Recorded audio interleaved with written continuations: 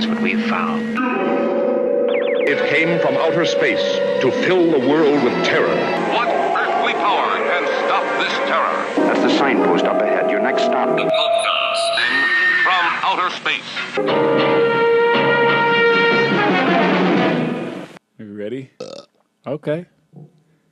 And here we go.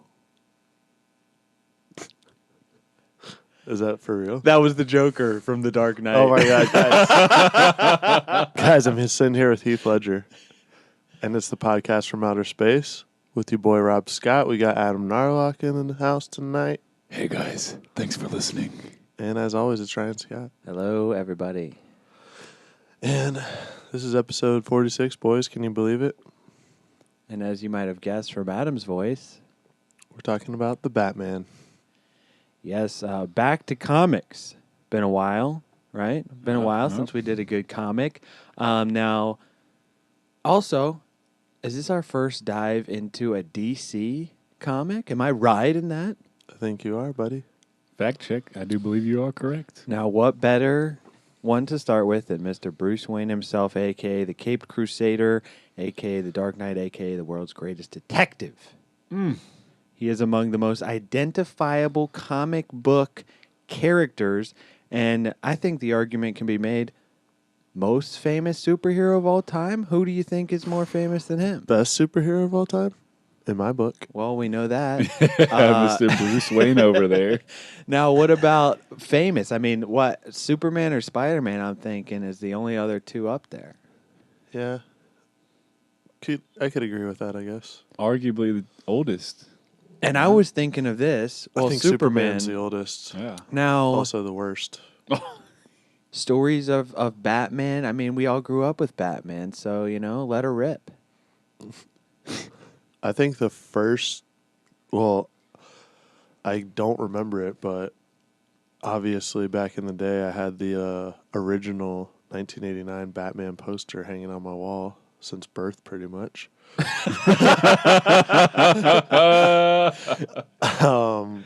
I think the thing that I can most remember is waking up with you on Saturday mornings watching the animated series. I think that's what really got me into it. Batman the Animated Series. I will say that is probably that's, I think, the greatest Batman of all time that has ever been.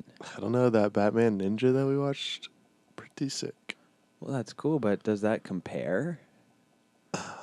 Well, I mean, obviously, for the nostalgia point, I will say that Obviously. the animated series is probably my favorite. Okay. But if we're talking movies, I think I'll go with the OG. Didn't y'all have the Batman bed sheets that were like white and they had like the Yeah. blueprints? Yeah, dude, Yep. I had those too. Super Yeah, weird. everybody did. Yeah. Those were famous. We also had the Bat Cave, Hmm. the original Batmobile that my mom sold at a fucking garage sale, and I was really pissed. And I bought a 89 Batmobile at a yard sale from my neighbor for 50 cents. And then he wanted it back from me. Because he was hoping to make $20 off that, he told his mom. Hmm. 50 cents. So, obviously the toys, the movies, the comics, all big stuff. I mean, Batman was huge, as we'll get into now. Huge. Dude, I had like a Batman costume.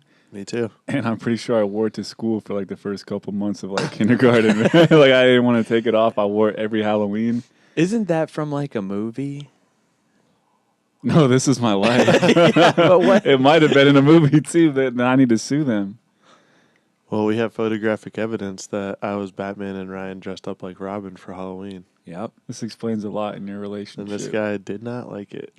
Now, I will Much like say the real though, Robin. Batman, for me, and I feel like a lot of other little brothers out there will also feel they were stuck playing Robin. Yep. And that's just the way it was, And so when I saw Robin on the big screen, it resonated with me because I saw myself up there.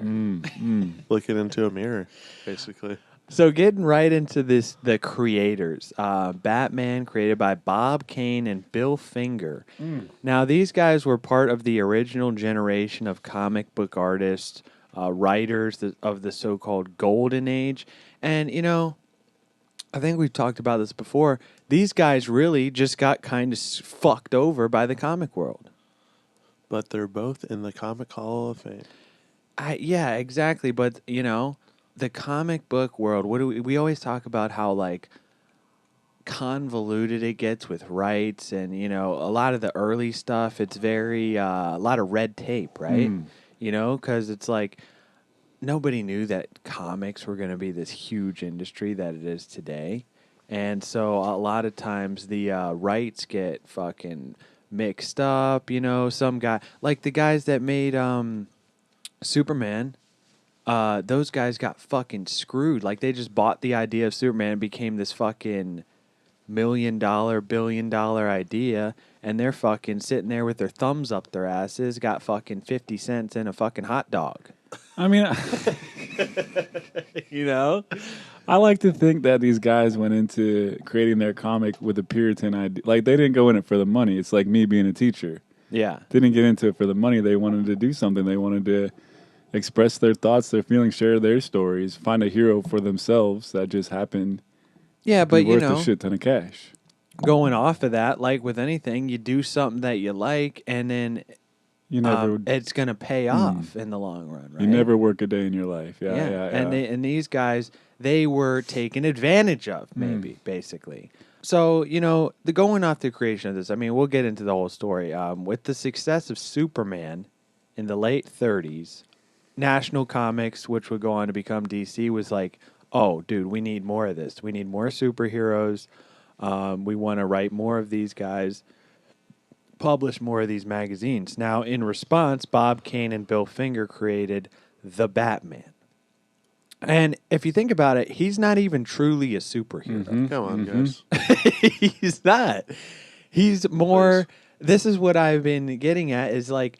Because when they created him, like the idea of a superhero was in its infancy. I mean, there was only Superman. Like when you think of a superhero nowadays, you think of guy in a cape, has a strong moral backbone, some kind of superpower. Yep, some kind of superpower, and boom, that's like the basic outline. Batman, they were just like, oh, he's essentially like a fucking 40s film noir detective. Playboy in a Superman suit. Yep, a Superman suit. Like that's what they were saying when they created them. They basically took these detective tales and stories and put a suit on it. Boom. Superhero. Boom. Now, Bob Kane, let's get into this guy, Bob Kane, kind of a dick from the interviews I saw with him.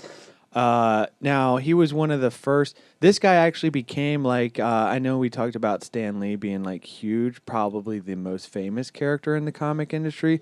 Bob Kane really was the first one of them. He was the first guy that was like catapulted into stardom. He became famous by selling it off, and then they did the 60s series with Adam West.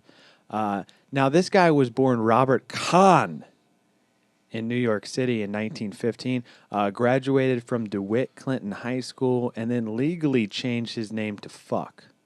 That's a PH, but seeing it on a license is still pretty shocking. So he legally changed his name upon graduating high school to Robert Kane. He studied at Cooper Union before joining Max Fleischer Studio. Big Chicago Blackhawks fan. It's true right here. Guy's named Robert Dix. Yup. Bob. His name is Bob, so well, maybe we need to start calling you Bob. Oh, Bob. All right, now. No thanks. So he joins Max Fleischer Studio.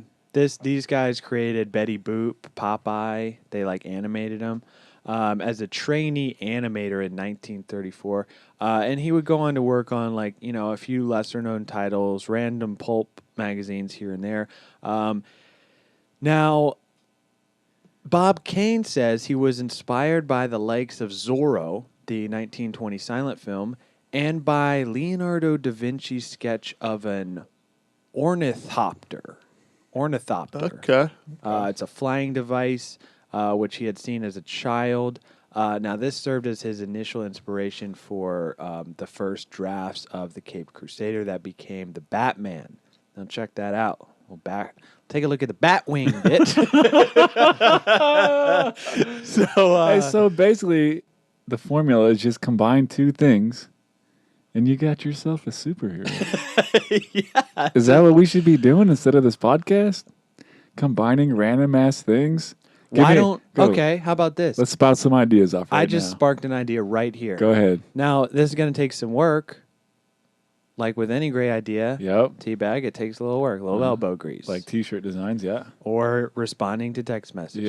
Yep. Now, so you come up with the idea. Like Uh-huh. you said, you put two ideas together. You could do this with anything. I'm gonna have the kids do it. All right, you jot up some notes. Yeah. So you're going to have This is gonna be their homework this Hey, their classwork this week. Right, come up with a superhero. Just combine two We ideas. Steal the ideas. Yeah. I feel like somebody actually did that. There we go. Like that's a thing. Then you pay them $20. I'll give Fuck them it, an and A. You get all the money off Yeah. of it. Now, okay, how about this? So you come up with the idea. You've Yep. got a Well, he's not actually coming up with the All right, idea. well, for argument's sake, you've got a dossier of superheroes. Yep. Then you write stories and we do them like a radio play. We can do that in between episodes, more content. Oh, maybe Rob could animate a few episodes. No, that's way too hard. It'll be it'll be like I can just do the covers for what they might look like. H.G. Wells, War of the Worlds. We could do a radio play like that. Be some voice actors. Yeah, you can plug Okay. your nose, do the Yeah. do the narration. Also, sidebar, I was watching Popeyes with my nephews the other day, and they asked me why they stopped making Popeye, and I honestly didn't have an answer for them. Outdated, dude. Really? Yeah. You think so? The ship has sailed. In this day and age, how everybody's hitting the gym, even our very own Rob Stone is hitting the gym to try and get in shape. His girlfriend is trying to get him to eat more spinach. Well, Popeye would be the perfect role model instead of fucking Bruce Wayne over here. okay. I'm Well, trying to get bitches, get money. Back to Bruce You Wayne. better edit that out so he stays out of trouble. Back to Bruce Wayne. Back to Bob Kane created him. Of the creation, Bob Kane says the following. One day I called Bill and said, hey, I got a freaking new character called the Batman. I've had some crude elementary sketches I'd like you to take a fucking look at. He came over, I showed him the freaking drawings. I said, hey, I only got a small domino mask on Batman's face. Bill said, hey, why not make him look more like a bat and put a fucking hood on him? I said, take the eyeballs out and just put the fucking slits for eyes. Make him look like more mysterious, eh? At this point, the Batman wore a red Union suit. The wings, trunks, and mask were black. I thought, red and black, it's a good combination, eh? Bill said the costume was too bright. Color it dark and gray makes him more look ominous, you know? The cape looked two stiff bat wings attached to his arms, and Bill and I talked. We realized that these wings would get too cumbersome when the Batman's in action and changed them to a cape. A freaking cape, you know? It looks like the bat wings when he's fighting or swinging down on a rope. I said, hey, he don't got no gloves on, so he won't leave no fingerprints. So, You see, he's on. I told you. Whatever's Now, in the coffee, so- give him more. what do we make of this? I mean, basically, Bill's got the rough idea, and this Bill guy Bob's got the rough idea. This Bill guy basically just spruced it up, right? They do it up. Like, Bob, Yeah, what do see? we think of Bob's character? The kids come up with the characters. We spruce it up. So, You can't say that on air. so then that's reverse because Bob is the guy who went on to basically own Batman. Well, it seems like it's like if I had a drawing, let's say, for instance, I do a drawing. I'm like, hey, what do you guys think of this? And you're like, you could tweak this, you could tweak that. At the end of the day, it's still my drawing. You guys just gave me some helpful suggestions. Okay. So, but still we're saying, collaborative effort from these guys. Okay. So Bob Kane, he basically shows Batman to the editor at the time, Vince Sullivan, Sully. without Bill. Apparently like ghostwriting. This is again, how many times are we going to say this? How many times did we talk about this before? Early comics, they were just like, hey, I'll pay this freaking guy. Do me some sketches, do me some drawings, and then boom, I got a comic. It's like Drake, He's giving the guys a couple $1,000 exactly, and they're writing a song for him. exactly. So so Bob Kane is the Drake of the comic book. So without Bill, he shows Batman to the editor, and he's like, hey, he strikes a deal right there on the spot, negotiated a deal. Without including Bill, to have Batman created by Bob Kane on all the titles moving forward. Now, fast forward a little bit, you know, Batman launched into superstardom, huge success. Around the 60s, Bob Kane, you know, he's wheeling, he's dealing, he's selling the rights to Batman. A lot like Stan Lee, he kind of takes a bit of a back seat. I mean, he was a little more hands-off than Stan Lee. Oh, are you saying there wasn't a little bit of him inside of Bruce? Well, there was a lot of him inside of Bruce, and we'll get into that later as well. But, you know, so he takes a back seat to this stuff, basically sits back. You know, he's got, I guess, like a percentage deal worked out, and he's launched into kind of a minor celebrity status. I mean, you know, by the time the 60s hit with the show, Bob was fucking everywhere, you know, wearing Batman's mask, doing interviews. Hey, I created Batman, you know. He's inducted into numerous comic book Hall of Fames, serves as a consultant on the Burton and Schumacher films, and he's even received a star on the Hollywood Walk of Fame. Now that you mention it, yeah. Now, Bob Kane died on November 3rd, 1998. Pour one out for this guy at Cedars Sinai Medical Center in Los Angeles at the age of 83. So, obviously, this Bill guy, he's just as much of a success, correct? Not so. The story of Batman's creation, it's a tale as old as time, guys. I mean, we've seen it before with Facebook. We've seen it with Microsoft, Alexander Graham Bell. And essentially, what I've gathered, any idea that's going to make money, you get this story. Somebody comes in there to swindle it, capitalize. Sriracha at McDonald's, my idea. Just throwing that out there, and they stole it. That's not really not the same thing. You said, wait, they now have sriracha at McDonald's? Dude, listen, one time we were eating the breakfast chicken sandwiches, me and my whole family. And I was like, yo, you know a big bomb on this chicken sandwich? Some sriracha. No more than a month later, McDonald's just dropped this whole like sriracha breakfast sandwich, sriracha sandwiches. And I was, dude, Big Brother was listening. But you just had the idea to put a sauce on a McDonald's sandwich. Somebody had to come up with it. Someone had to put in the elbow grease. So, okay, so, you know, back to this whole scandal with Bill Finger not getting the credit he deserved. There's actually a documentary on Hulu that I watched. I did not know any of this before watching this. I did not know that. Did you know that? And it's done by this guy, Mark Tyler Nobleman. You know, check this documentary out if you're interested. I mean, it's pretty interesting, pretty sad. Now, essentially, the story of Bill Finger, I'll try to sum it up as much as possible. AKA Milton Finger. Yep, he did not receive any credit for his hand in the development of Batman. Bob Kane did acknowledge Finger's contributions years after his death, so obviously, you know, can't make any money off of it.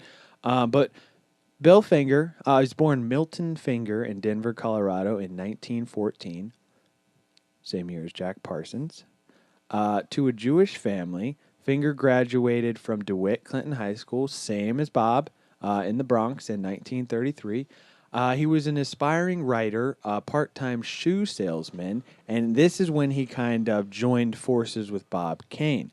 He came onto the studio, and after meeting Bob Kane at a party, as they were both DeWitt Clinton alums, Kane's like, hey, let's strike up this deal. Apparently, they used to like go to this park in New York and talk about the ideas for Batman. Basically, a handshake for him to ghostwrite Batman. Bill Finger, he wrote both the initial scripts for Batman's debut in Detective Comics 27. He wrote the character's second appearance while Bob provided the art. Batman proved a huge success. And Finger went on to write many of the early Batman stories, including making major contributions to the Joker character. Like, essentially, everything that is Batman, like Batcave, Batmobile, freaking Robin, like, Bill wrote in all of this stuff. And you don't have that without Bill. Now, in 1989, this is when Bob Kane acknowledged Finger as a contributing force in the character's creation. And he wrote, Now that my longtime friend and collaborator is gone, I must admit that Bill never received the fame and recognition that he deserved. He's an unsung hero. I often tell my wife if I could go back 15 years before he died, I would like to say, hey, I'll put your name on it now. You deserve it.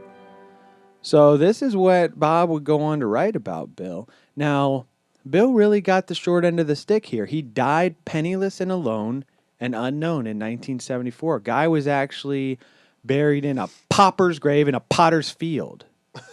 You know what that is? That's just like these basically mass graves with unmarked headstones. Like the guy in the documentary, like one of his friends was another writer. He goes on to like describe, he like lived in this studio apartment in Manhattan and like went home and he hadn't heard from him for like 3 days. And he went in and he was just like dead laying under this blanket alone with this little TV on. Very sad.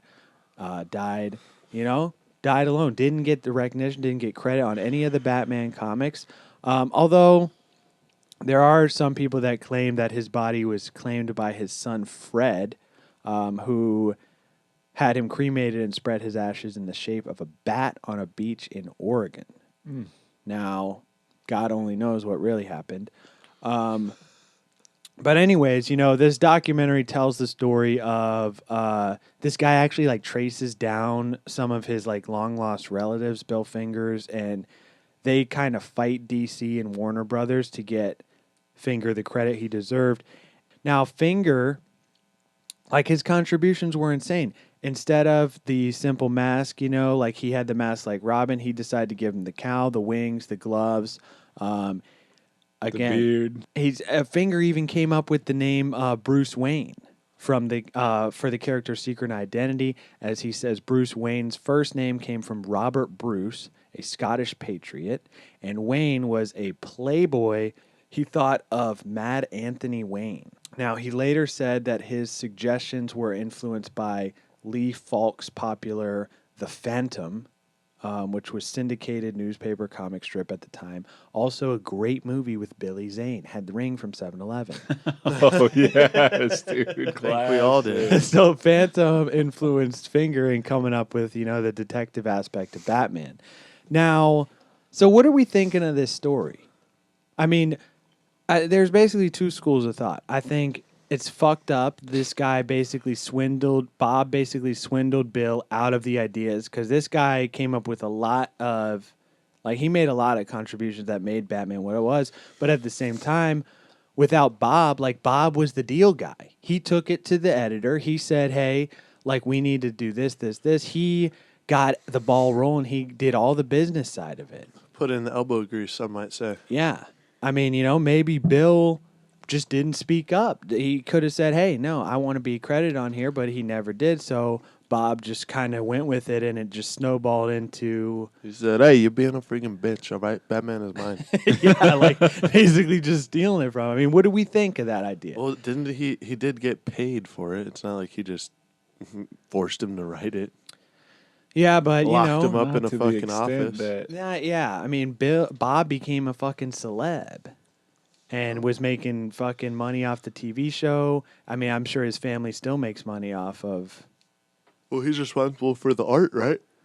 Yes. Poor Milton fucking died alone with his TV on. Yeah. What's the difference in being a writer and an artist? But Milton also gave him all the ideas for that art. Not all of them. No, see, this is exactly this guy. Yeah, that's what I'm saying. Rob is he is Bob Kane. It's the name. He's swindling these ideas. He's taking them out and saying, "No, I came up with this." Hey, what? He's gonna come up with a T-shirt design one day, sell them all for the money, and when you and I die off, he'll go, I wish I would have been nicer to those guys. Yeah, he seems like a nice guy. Exactly. I mean, I think Bob saying that is kind of like he has some sort of regret of not putting his name on there. But also, I mean, I don't know. Is that just, hey, that's fucking business, man. You get fucking boxed out sometimes. It's like Zuckerberg stealing it from these Winklevoss twins.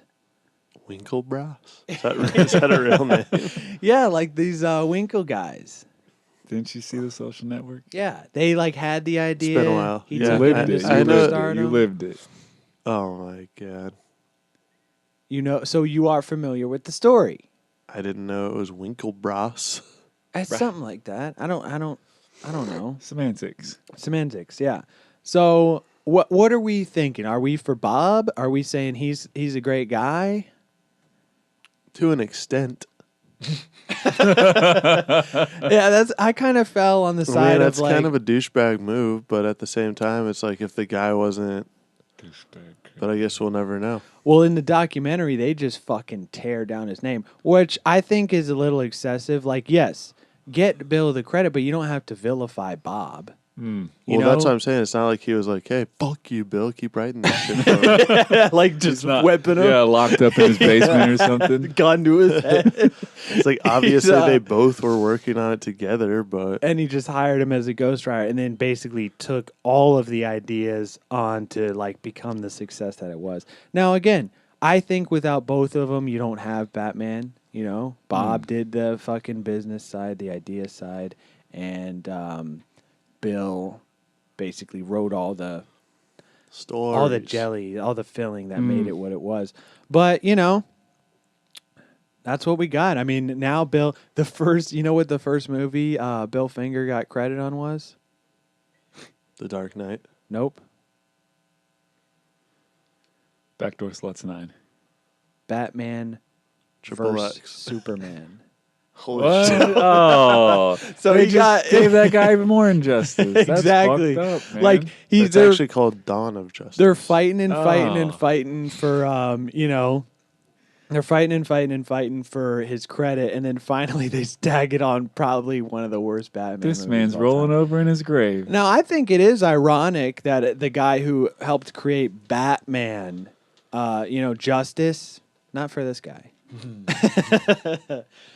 But, you know, It's Dawn of Justice. It's just the start of the Justice. so getting on to His Hollywood star is next. All right, let's get it. So we got the creation story down, you know, but the origin of Batman himself. So first appeared in The Case of the Chemical Syndicate, Detective Comics number 27 in May of 1939.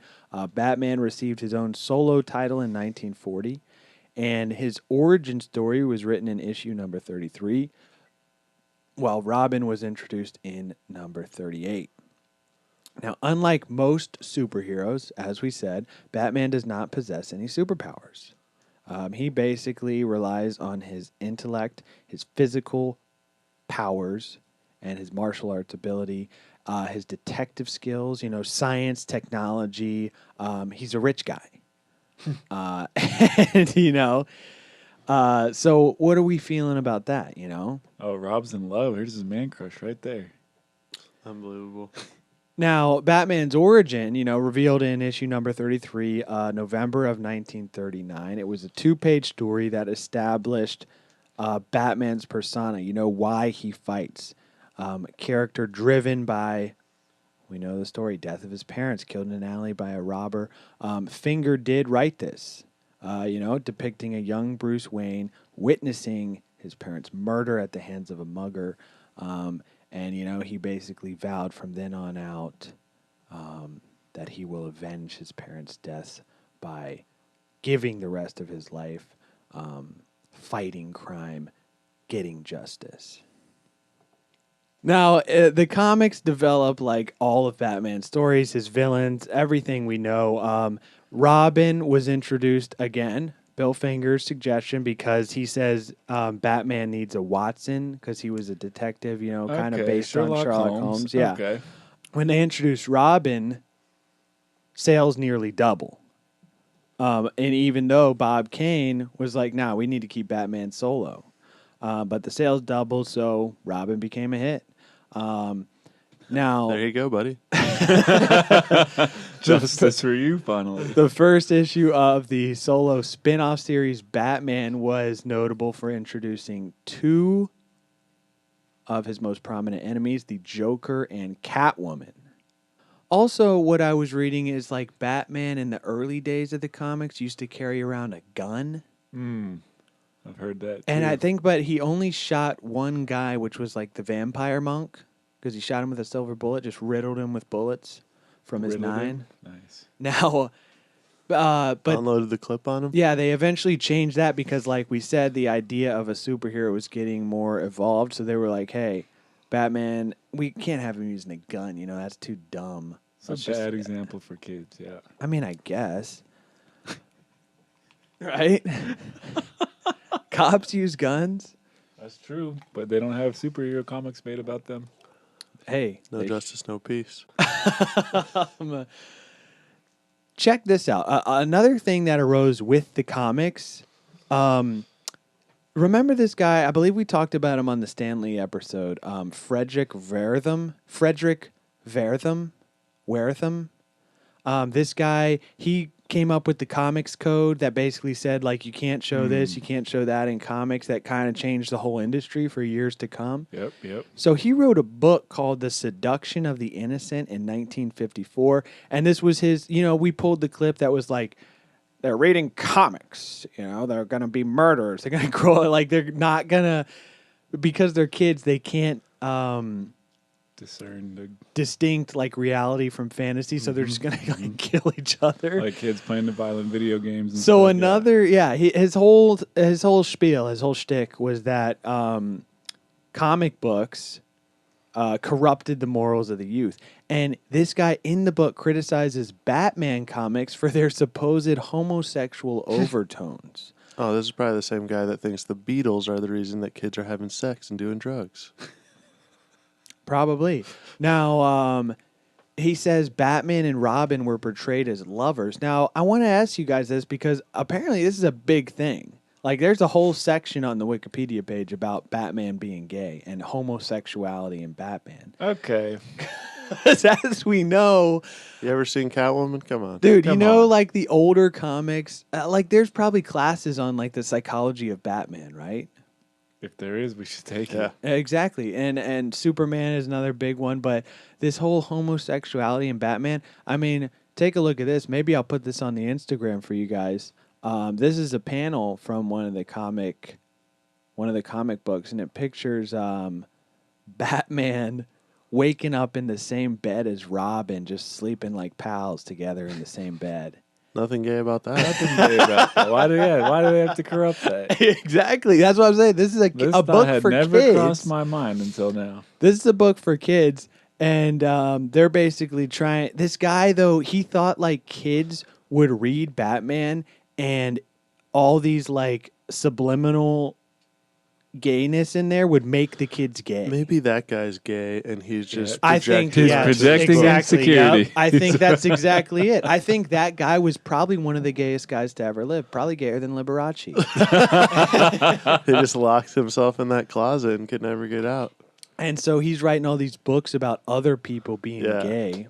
I mean, this guy reads a Batman comic and thinks he's going to turn gay. Now, by 1964, sales of Batman titles had fallen drastically. Bob Kane says this was a result of DC basically planning to kill off Batman altogether. Jeez.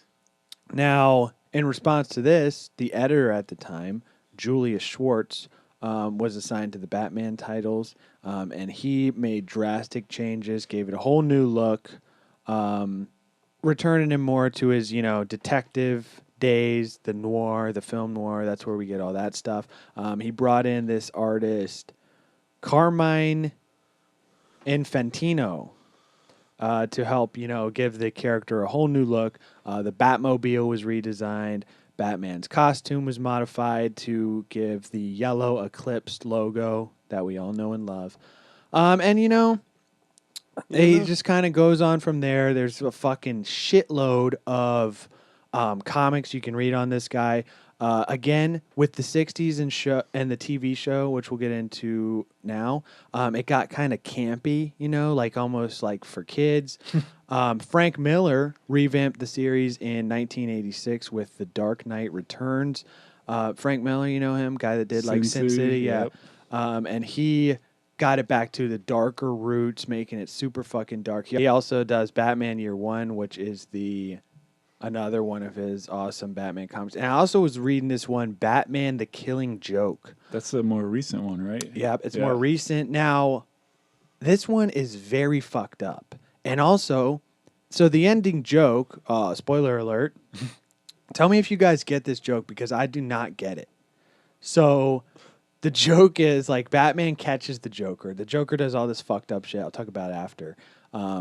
Gay stuff? No, not gay stuff. Get your guys' get take on it. this. So just tell me if you get this joke. So he says, Batman catches him and he says, hey, this reminds me of these two guys. This joke. There were these two guys in a lunatic asylum. One night, they decide they don't like living in the asylum anymore. They decide they're going to escape. So they get up on the roof, and across this narrow gap, they see the rooftop and the town stretching away in the moonlight, away to freedom. Now, the first guy, he jumps right across, no problem. But his friend, he didn't make the leap because he was afraid of falling. So the first guy has an idea. He says, hey, I have my flashlight. I'll shine it across the gap, and between the buildings, you can walk across this beam and join me. But the second guy, he just shakes his head. Says, Is that a joke? he says, what do you think I am, crazy? You turn it off as I was halfway across. You turn off the light. That's the joke. What? I don't get it. Is he just saying they're both insane? That's the fucking joke. I got a good joke. All right. Not- But no, what is the joke? Do you guys get it? Maybe there's more context in it. Did you read the whole comic? Yeah, I did. Huh. I feel I like don't you're understand. only giving me tidbits. Okay. Well, anyways, You what's got to read the whole comic. Maybe you got to I'll be get it. crazy to understand it. Well, obviously they're both crazy. If the guy is saying he's gonna walk across a light beam, no? It's there's like a. Oh, is that the joke, or is there like a small beam? you said it was a gap and he jumped across. Huh. I don't know. Well, If they're anybody- obviously both crazy if they're in a fucking asylum. Well, if you get the joke, let us know. Maybe it's not meant to be gotten. But Batman laughed. If Batman laughs, you know it's funny. So now this also spawned this comic. So in the comic, the Joker, Batgirl is Jim Gordon's daughter, Barbara Gordon, and the Joker kidnaps her, shoots her through the fucking spine, and paralyzes her. And then he strips her nude, takes a bunch of pictures, and then later he kidnaps Gordon, strips him nude, puts a dog collar on him, makes him ride through this fun house with all the pictures of his naked daughter like posted up on the wall. Really fucked up. And that spawned this whole website called Women in Refrigerators, which is like this lady put this page together that's just basically all the fucked up shit that happens to women in comics. Oh, great. Like this in the Green Lantern, they got its name because in the Green Lantern, in one of the issues, his girlfriend is put into his refrigerator, and there's a note that says "surprise for you" in the fridge. He opens, his girlfriend's body falls out, and essentially they got. Check this out. She's got a list of all the women and all the fucked up shit that's happened to them in the comics, saying that basically, That's psycho shit. well, it's kind of getting at like the nerds that write these comics. Are psychopaths? Yeah, because they want to do all this fucked up shit to women. That's Is Charles that like Manson shit. is that like some Freudian slips that these guys are making? Maybe. Right. Well, check that website out if you're bored. Pretty interesting. Women in refrigerators. Comic books generally associated with nerds, generally associated with guys that don't get girls. So Exactly. they don't I know think what to do that's with. what she's Okay, getting at. okay. Women in refrigerators. So He's they're got- chopping them up, putting them in a fridge? Yeah, they're like mad at women, right? Sounds like that guy from Mindhunter. What's that guy's name? The psycho? Ed Kemper. Yeah. Now, Sounds exactly like some shit he would be doing. okay, now, aside from Batman the Killing Joke, there's also like there's all the like what if universe. We don't have time to get into the whole DC, post-crisis, pre-crisis stuff. But for example, there's the DC Flashpoint universe where Bruce Wayne is actually killed in the alley instead of his parents. This leads Thomas Wayne to become Batman instead, and he's like a fucking alcoholic, carries a gun. The hero we all need. So then, on from the comics, we got the show, debuted in 1966, television series, This, I believe, is what really launched Batman into like superstardom. Would you say, right? I mean, I remember watching reruns of this on TV Land. Adam West isn't on Family Guy without this show. So Yeah, I mean, this show, they kind of comic was selling 900,000 copies, doing good. So they say, hey, let's fucking make a show. They make this TV show, make it really like campy, oriented towards kids. It's like almost buffoonery. It's like the pow, like they're wearing tights. They're like, I mean, you've all seen the show, right? classic. So now both the show and the comics were successful, but the camp approach really started to wear thin, and the show was canceled in 1968. Honestly, not that great of a show. Really?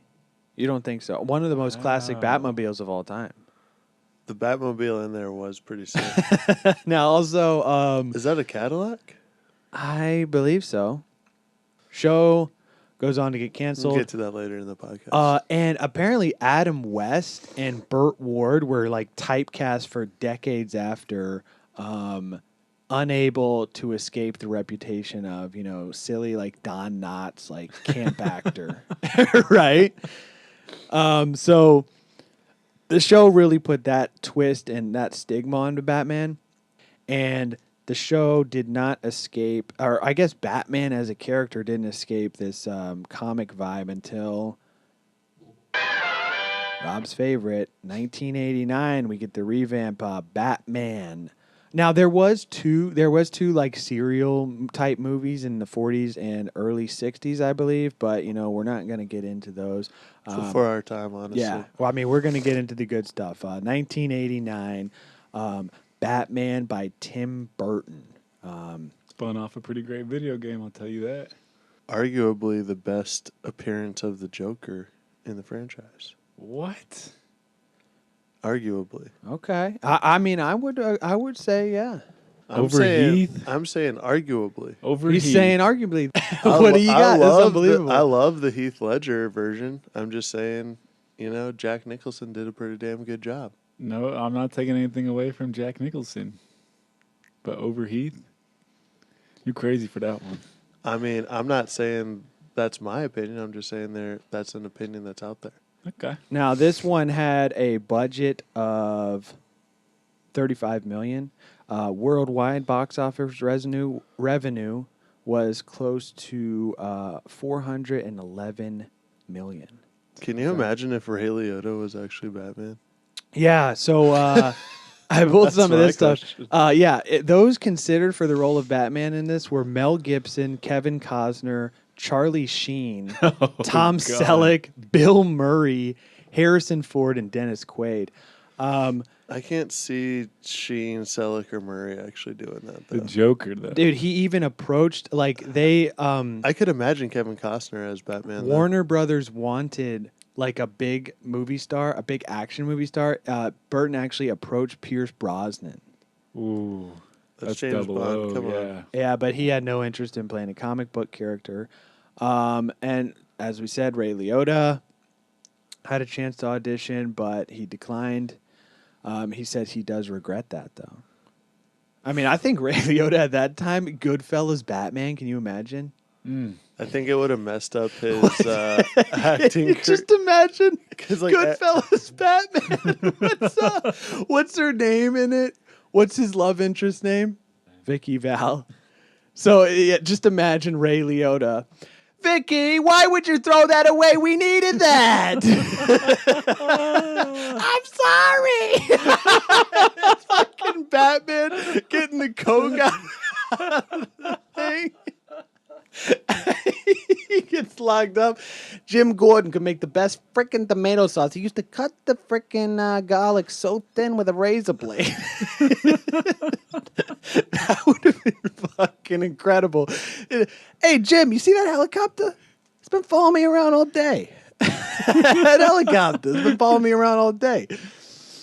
What's the other guy, the other gentleman in Goodfellas? Robert De Niro. Yeah, Robert De Niro's Alfred. He's actually, I feel like he would be Commissioner Gordon. Now, for the Joker, get this. They were going to cast, of those discussed in the casting, Tim Curry, David Bowie, Robin Williams, even like lobbied very hard for it, and James Woods were all considered for the Joker. And Tim Curry would have been great. Yeah, but, Jack Nicholson beat him out. That's a great Joker, just like we said. He received a $6 million salary as well as a percentage of the box office gross. It's estimated he earned anywhere between $60 million and $90 million. Now, this Batman film, as we have talked about in the past with like comics and shit, made over $750 million on merchandise alone.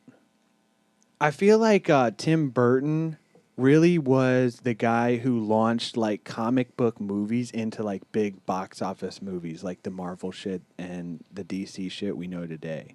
Because I mean, they had the Supermans before that, but even those don't really hold up. Like this Batman still holds up, and it's cool because Tim's style. Yeah, it's exactly like a It's comic. just the style. yeah. That'd be like keeping Ninja Turtles how it was initially. Oh yeah, you know what I'm can saying? you imagine if those All dark and 90s stuff. ones, were just murking people? So not only did like Tim's movie prove that you could make a success out of these, but also the merchandising was a big part. I mean, you had merchandising with like Star Wars, but I feel like this was probably the next big thing to really capitalize off of that. Okay. Right? I mean, as we said, we all had the fucking bed sheets, the Action fucking figures. T-shirts, action figures. You name it, we had it. Yeah, you name it, we had it. Fucking Batman, everything. Now, Keaton, who would play the role, referred to himself as a logic freak, and he was concerned that Batman's secret identity would be pretty easy to uncover. Like, this is everybody that watches Batman is like, how could they not know? So he discussed ideas with Burton to better disguise the character, including the use of contact lenses. But ultimately, he decided to perform Batman's voice lower, and this would become a fucking hallmark of the character, especially when Christian Bale would do the same technique. Where's Rachel? Now, Where is she? so basically, what Tim said about the film was his whole shtick, his whole spiel on the film was, I liked parts of it, but the whole movie is mainly boring to me. It's okay, but it was more of a cultural phenomenon than a great movie. Like essentially, Is he humble bragging? I mean, maybe. Yeah, right. He really. It's just more of a cultural phenomenon than a great movie. But Dude, I feel it like was Tim. okay. Like, have you ever listened to interviews with him? Yeah, he's fucking crazy. I feel like he's just like, On another level. yeah, Alien like he. statue crazy. He's probably hanging out with Elon No, Musk. not that crazy. Like he just doesn't care. Like he said, he didn't care about the merchandising. He just wanted to make it like his own thing, his own world, and do it the right way. Which I mean, he really did that with the first one, I think, which is why it was such a hit. Now, after the success of the movie, we get the fucking phenomenal cartoon Batman the Animated Series. Yes, we do. 85 episodes between 92 and 95. This is one of the most coveted animated shows of all time. Got legendary performances in there, including Mark Hamill as the voice of the Joker. Of all time. This series also introduced Harley Quinn. Thank God. And it was popular enough to earn 2 spin-offs, The New Adventures of Batman and Batman Beyond, fucking badass, Yep. as well as 2 movies. Now, I think obviously Harley Quinn is probably the most successful thing to come out of Batman the Animated Series. Writer Paul Dini, he says he was inspired to create Harley Quinn after watching a performance by Arlene Sorkin in a fantasy sequence on Days of Our Lives. So Days of Our Lives inspired Harley Quinn. Maybe that's something you keep to yourself. Batman, the animated series, actually would go on to pay tribute to Adam West with an episode titled Beware the Gray Ghost. In this episode, West himself provided the voice of an aging star of a superhero television series Bruce Wayne had watched as a child, and he later found inspiration from. So essentially, they're basically giving him an homage of saying, hey, Adam West played the character that came before. And really with the animated series, I mean, dude, I remember watching this reruns on Cartoon Network every day at 4:30 before dinner. And that intro is still, to me, one of the fucking greatest intros of all time. It's one of the best animated, I would say it is probably the best animated series. I mean, it's up there with probably, to me, X-Men the animated series. Like both of those, like the animation is just so fucking badass. And with Batman, they really made it like very fucking film noir. You know? Like they've got the fucking Packard, like old school cars. The Batmobile's fucking badass. The animation's fucking sick. He's wearing like the old school like zoot suit, like detective suits. Hell yes. The whole thing's fucking badass. Nothing bad to say about it, eh? Great show. Like you said, I remember watching it. Came on before Gundam Wing. Fucking Yep. badass. Classic, dude. I think that was probably my favorite animated show when I was growing up. Oh, Batman. definitely. Yeah. For me, it was the one I remember the most. It's the one I watched the most. I remember it. You watched a lot of Johnny Quest, buddy. I did. Ooh. But that was only on for like 2 seasons. The Real Adventures of Johnny Quest. Captain Planet. You guys remember that guy? Maybe we do an episode on him. Yeah, we could. I mean, I was never really a big Captain Planet fan, but we should do an episode on Captain Planet. What were you about to say? Oh, I just remember. You guys remember those books where like you read through and then there'd be like a little picture, and on the side you had to push the button that corresponds with the picture, and it made like a sound effect. Or Yes, play. I do remember Dude, I had a those. bunch of like Batman animated series. Ones Oh, of those. yeah, I think he had like one of the Okay. movie ones that was that. Ooh. But anyways, so after this, well, same year the series drops, we get Batman Returns in 1992. This was again Tim Burton signed on to direct again. Danny DeVito. Yep, Danny DeVito. Now this one they upped the budget a little bit, Danny DeVito, I love your work. $80 million, but it only did $266 million, Wow. which is not that bad, but not as nowhere near the first one. But now here's what I'm thinking also, because with Batman Returns, there's a lot of stuff we'll get into. But I was watching this in preparation. Now the Penguin, it's very much the story of Moses. I'm sorry. Was he wearing red socks? Eating pizza? I mean, think about it. Opening scene, he's thrown in a basket by his parents, goes into the Gotham sewers, is raised by penguins, not pharaohs. And then they kind of did a flip, and his plan is to kill all the firstborns of Gotham instead of the pharaoh doing it, right? He becomes the pharaoh. Yeah, I mean, wouldn't you be mad if you looked like a penguin? maybe. But we'll talk about a few things with that, because, I mean, do you guys remember the 92 version? I mean, do you remember seeing it as kids, as young lads? Yeah. Vaguely. Okay, so not much. I had it on VHS. I remember that. Well, Rob, you were a bit older. What do you remember about it? Fucking dark. Okay, yeah. But it was really cool. I mean, still probably one of my faves. Any of, nightmares from that? No. Now, so It get wasn't this. that dark. So I'm fucking going through researching this one.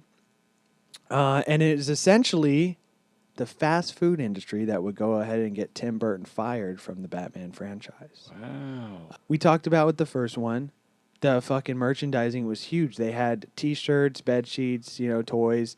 Now, As we sit here and drink from our McDonald's cups. yep. Now for this one, for Batman Returns, McDonald's paid $100 million to Warner Brothers in order to market the movie, and they had these toys in the Happy Meals.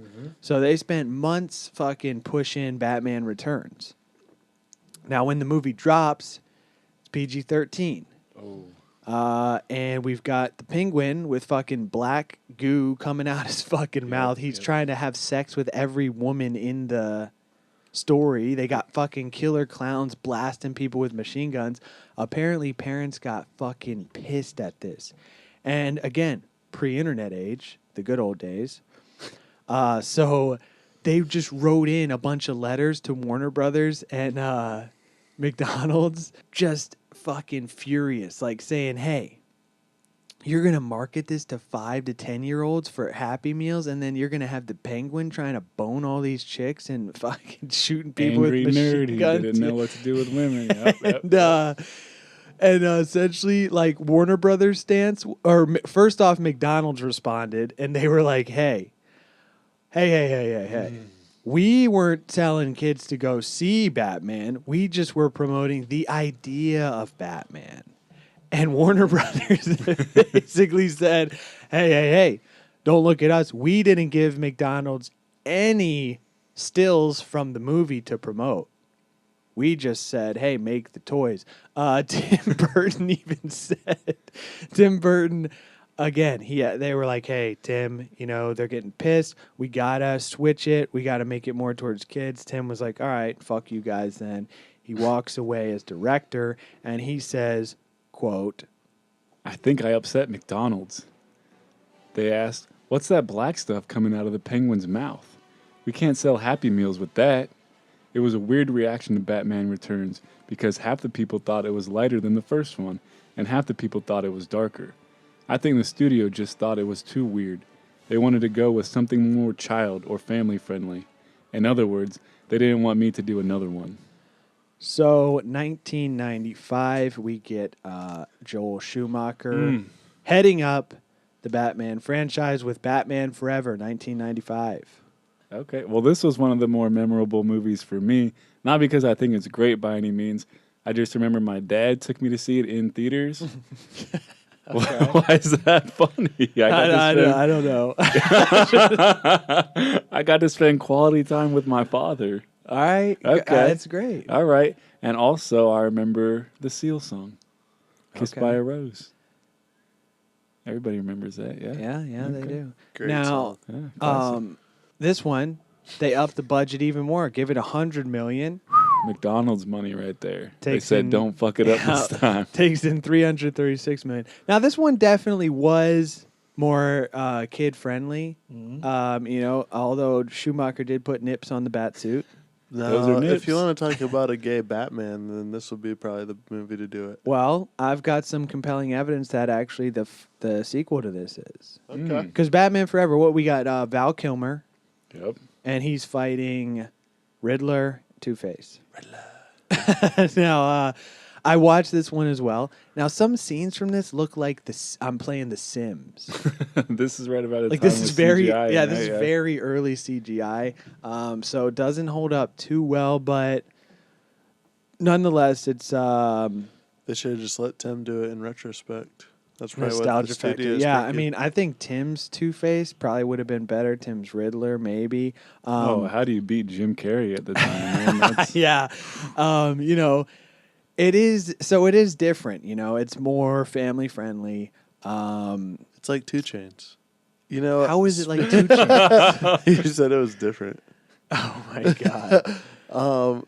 When I was doing a little research myself, I found out that something I thought was kind of cool is they actually show you the villains in order that they kind of came out in the comic books. They stay pretty true to that. Okay. Yeah, I thought like with this one and with the next one, like they already have like one villain established, and then they give the other ones their like origin story in the movie, which is it's a lot to fit into a condensed movie like that. But I think they did a good job of it. But for this one, also Robin Williams in discussions to be the Riddler at one point. couldn't have gone wrong there either at the time. In a 2003 interview, Schumacher said that Michael Jackson lobbied really hard for the role of Riddler, but was turned down before Jim Carrey was cast. And apparently, Tommy Lee and Jim Carrey just fucking hated each other. Yeah, because Jim Carrey's a clown and Tommy Lee is a straight shooter. Yeah, but he's playing Two-Face. Straight shooter. Two-Face is a straight shooter. Yes. He's the hard ass. Dude, he's wearing a fucking pink zebra suit. That suit is badass, though. But no, I was watching this interview with Jim Carrey, and he was saying like Tommy Lee, as you're saying, just imagine this: Tommy Lee, straight shooter, fucking U.S. Marshals, Yeah. Men in Black. He's sitting down at a restaurant, and Jim Carrey walks in. And again, this isn't This isn't like Jim Carrey now with a beard into like art is all weird. This is like peak really like Ace Ventura. Yeah. And The classic great he Tom walks Robert. in and apparently Tommy Lee, he said Tommy Lee looks at him and the blood just drained from his face. And he said that he hated him. And he was just like, because he was like, hey, how's it going? Like, let me pull up a chair. And Tommy Lee was like, I hate you. And then he said, well, you know why? And he said, I can't sanction your buffoonery. Yeah, see? I could see. That would be like you. It's like you and Rob, man. You're Jim Carrey going around and fucking with Rob, and Rob is like middle fingers up to you. It's just, that's just the funniest story ever. Jim Carrey, who is probably moments ago was wearing a half zebra pink suit with pink makeup on half of his face. Tommy Lee. Tommy Lee. Pink makeup on half his face, and then he's saying, I can't sanction Carrey's buffoonery. Now, also for this one, Oh, speak of the devil. yeah, Batmobile. This Batmobile is one of the more badass ones. Apparently, though, they approached at first Swiss surrealist painter H.R. Giger, and he actually provided a version of the Batmobile, but it was considered too sinister for the film. I got a picture of it here. I'll post this on the Instagram. Now, just imagine just imagine Joel Schumacher, whose idea it was to put nipples on the bat suit and do like close-up tight-ups of their ass and crotch, approaching H.R. Giger, just walking into his black mansion. Hey, Giger, we're looking for a Batmobile. Would you be interested? We do the Batmobile for you with bones. I make the Batmobile out of bones, looking like a penis. We call it the Bonomobile. Just imagine them getting. I mean, the Batmobile he did looks like the ship from Alien. Yeah, he's just like, yeah. It's like he just has it sitting around there. He's like, yeah, just take this shit. Hey, but I think this design would have been cool for the next movie with Poison Ivy. Like, this looks like something you would, like, trim up a garden with or something. Oh, You know yeah. what I'm saying? Yeah. But anyways, they decided to pass on this. And For obvious reasons. yeah. And again, I think with the next film, we get Batman and Robin in 97, and they went even more kid-friendly with this one. This was also the only live-action film appearance of Batgirl, played by Alicia Silverstone. And they recast George Clooney, Batman, in this one, taking on... The worst Batman ever. He's taking on Mr. Freeze, Poison Ivy, and Bane, right? I mean, Schwarzenegger. Everybody remembers Mr. Freeze, right? I mean, what do we remember about this one? I think this was one of the ones I watched the most as a kid. Yeah. And going back and watching it, this one is like straight up the most, I think, kid oriented, right? It's the hockey team from hell. Yeah, it's just filled with like cheesy one-liners. And this one is this is the lowest grossing live action Batman film to date. Pulling in what had a budget of $125 million, only pulled in $238. Wow. Now- The merchandising had to be unbelievable for this one. Oh yeah. Okay. Now, although I feel like Batman Forever was the most merchandising. Okay. Maybe I could be wrong, but You all right over there, little guy? again, often considered to be one of the worst films of all time. Oh, wow. All time? Yeah, Not it's not even just Batman series of all time. Like not even one of the worst Batman films of all time. It is probably the worst Batman film of all time, but it's considered to be one of the worst films of all time. I mean, Schwarzenegger was paid $25 million salary for the role. Jesus Christ. I mean, think about some of his Still has the suit in his house. lines, dude. Every single one of his lines is a one-liner, like somehow working ice into it. Very Schwarzenegger. You think they let him ad lib? Maybe because some of them don't even make sense. Like we were watching it yesterday, and he says one that just doesn't even it's just a way to say ice. It makes no sense. Like it's not even clever. Like if he said, like one of them he says, I was trying to think of which one we were laughing. one at. of them I he can't think says of is it. "Let's kick some ice," which that's like funny because it's a play on "Let's kick some ass." But just watch the movie and look at his lines, and just remember he was paid $25 million for that. "Greetings, ice holes." And is his dick just an icicle? Because he has to stay at 0 degrees at all times. No, apparently it was insane having him on set. Like, because this again, Schwarzenegger at his peak. This was peak Schwarzenegger. He's banging the nanny. Paparazzi photos of him in costume were going for $10K. And when he's walking around the bathrobe smoking that white cigar. Yes, I do. Those when that black girl's trying to bang him. Yep, those were hand delivered by John Bon Jovi himself. He Slippery came by, when wet. He came by to bring Schwarzenegger Cuban cigars. And he was like, we need to color these white, so I smoked them in the film. I don't know. We're not really. It's a kid movie. We paint them white. I smoked them in the film. Who told you could smoke my cigars? There's someone in my room smoking my cigar. Isn't that the redhead Nicole Kidman? No, this one has Uma Thurman as Poison Ivy. Oh, that's who I'm thinking. Poison.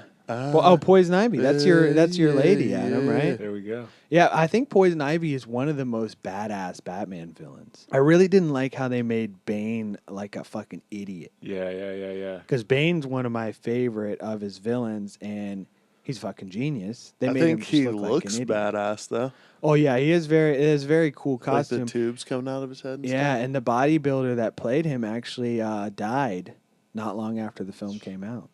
So pour one R.I.P. out for that guy. Yeah. What else? Too many Anything else? toxins. No, I think that actually is my least favorite Batman though. Probably. 90s, much simpler time, guys. Credit where it's due. Come on.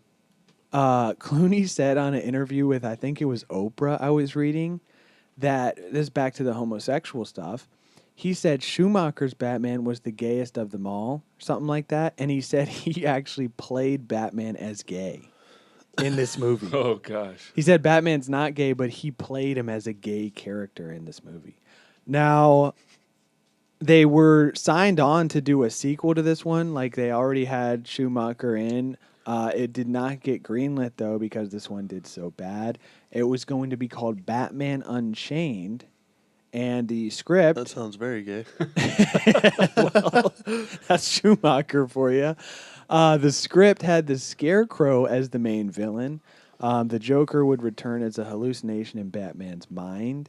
And Harley Quinn also appeared as a supporting character. Now, they had George Clooney, Chris O'Donnell, and Alicia Silverstone set to reprise their roles of Batman, Robin, and Batgirl.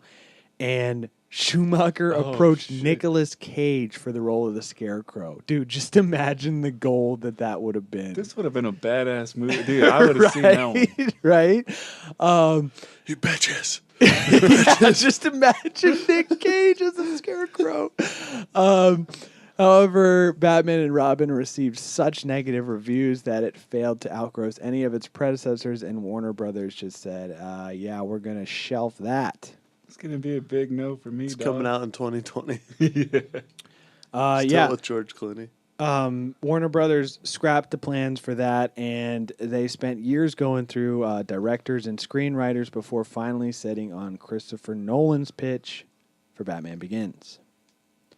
Now, in 2005, we get the first of the Nolan trilogy, Batman Begins. What do you guys remember about this one? What do you guys like about the Nolan trilogy? Let's get into that. What I like is that it goes back to kind of like that Dark Knight, darker side of Batman that we were talking about earlier. Okay, yeah, he's bringing back the darkness, It's like not kids. It's like a badass version of Batman, but what I don't like is he really fucked up the Batmobile. Okay. Yeah. Now, we can get into that in our debates, but I also do not like this Batmobile. But the It's not movie... even a Batmobile. It looks like a damn tank. Honestly, I'm not really a big fan of Batman Begins. Yeah, I think Dark Knight is probably the best of the three. And we my talk opinion. about this all the time, like what sequel is better than its predecessor. This is a fucking shining example of that, right? Yeah, I feel 100%. Begins laid the groundwork. I feel like it was boring, but it had to be out. Well, I don't know if it had to be, but it laid the groundwork. Yeah, I mean, I really don't like the Scarecrow as a villain, even in the cartoons or anything. Like, I always thought the Scarecrow was fucking dumb. It's If just he only had a stupid. brain. Yeah, maybe I was thinking of Wizard of Oz. Imagine him fighting Batman. Now, Nolan's trilogy, I mean, it's no secret. Nolan's trilogy, what he did with Batman, he kind of took it and made it deeply philosophical. I mean, this whole trilogy is riddled with like thought experiments and philosophical questions and thoughts. I mean, the first one revolves all around fear. Yeah. We got the Scarecrow, who obviously has that like gas that makes you see things. It's all about fear. It's about Batman overcoming his fears of bats, projecting them onto his villains. And Nolan himself said humanity and realism would be the basis of the origin film. He also said the idea behind the film was a person who would confront his innermost fear and attempt to become it. Ooh. Now, obviously, this film was huge. Kevin Feige from the Marvel Universe, from Marvel Studios, he said Chris Nolan's Batman is the greatest thing that happened to superhero films because it bolstered everything. Essentially, he's saying in 2005 with this relaunch, like this proved that superhero movies were fucking big money. Yep. What this one had a budget of $150 million, pulled in $374 million.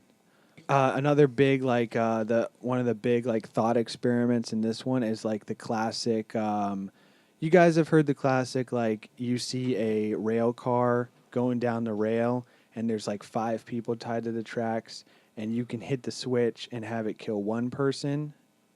Like, what do? You know that one? Not familiar. Okay. So there's a train going down the tracks. And there's 5 people tied to the tracks. You're on a bridge, and you see the train coming. On the other side of the bridge, there's a switch. And the train is on. There's 5 people onto the tracks. And if you hit the switch is right in front of you. You could pull it, and there's one person. What do? Do you let it kill the 5 people, or do you hit the switch and let it kill the one person?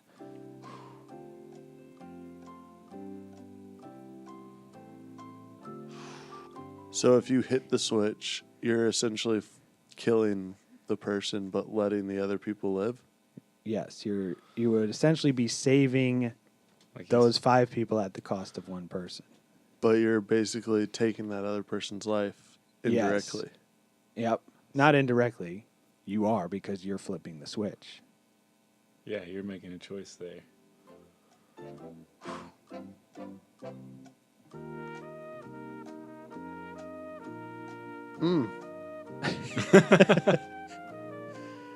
I mean, there's no wrong answer here. It's a philosophical thought experiment for a reason. Just give me your answer. Oh, no, there's a wrong answer. If you kill 5 people, you're a sick son of a bitch. Yeah, but you're not doing it. That they're just tied to the tracks. But you have a chance to save them. Yeah, but then you have to live with You the are fact actively killed the other guy. that you flip that switch so that other person dies. Because think about if you were never there. Because if you weren't there, then If we weren't there, we wouldn't be having this discussion now, would we? But the 5 people would still be dead if you weren't there. Not on my hands. So you're flipping the switch. You are? So see, Adam over here, utilitarian. Best outcome for everybody possible, least amount of people dying. Or you're saying don't flip it? Yep. So you're saying just let fate Yep. have its way. So the whole question here is there a difference between killing a person and letting a person die? Oh, yes. Yeah. Because in the Adam end, wants to kill someone. Hey, some people don't want to be saved. Because in the end, oh, great line. In the end of Batman, like Raja Ghul's on the fucking subway thing, and he's like, I'm not going to kill you. Boom, but I'm going to jump out of here and let you die. Batman is saying, hey, So Batman, I guess, is saying let the 5 people die. And that's why he's the And that's fucking why he. But Adamir is best outcome for everybody. And where do you stand? I mean, honestly, I think I'd flip the switch. I'm utilitarian. Ah. Now, would it make a difference if that one person was, say, your sister? Oh man, yeah. So you would then let the 5 Well, people too late die. because that one person is your sister. Boom! And that's the experiment, bitches. I got loads more thought experiments for you guys. So Dark Knight, 2008. What do we remember about this one, guys? I remember going to see this one in theaters. I'm pretty sure we saw all 3 in theaters, buddy. But I remember specifically this one because the projector died and it went into slow motion. And we had to go to the other theater. So we were there for like 9 hours. Yeah, 2008, right? Yep, Yeah, this is when 2008. I came back out. Okay. Yeah. And it's also the best of the 3. Heath Ledger. Yes. And not Really? only. So we were saying Batman and Robin is not only the worst Batman of all time, but one of the worst films of all time. Dark Knight is considered not only one of the best Batmans, but one of the best films of all time. Wow. Dark Knight, get this, 185 million, so not that much more than the first one, earned $1 billion, over $1 billion at the box office. A Billy? Yep, it's fucking huge. Now, according to Nolan, an important theme for the sequel was escalation, extending the ending of Batman Begins, noting that things have to get worse before they get better.